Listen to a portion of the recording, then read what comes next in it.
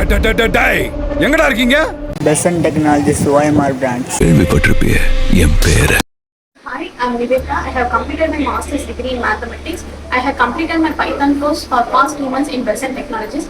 Thanks to my trainer Bhuvneshwari, who helped me to guide throughout the course, and thanks to my coordinators Chennai and Nagesh, who helped me throughout the course.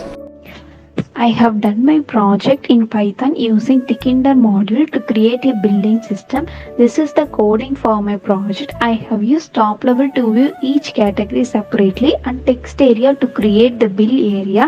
Here I have created 6 different categories under the topic department store. This is the basic window of my project. Here we can enter the required quantity of the products under the different categories.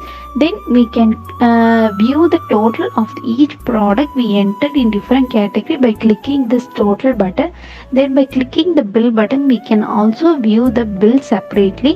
Here I have used the file handling technique to save the bill to view it separately in the Word file.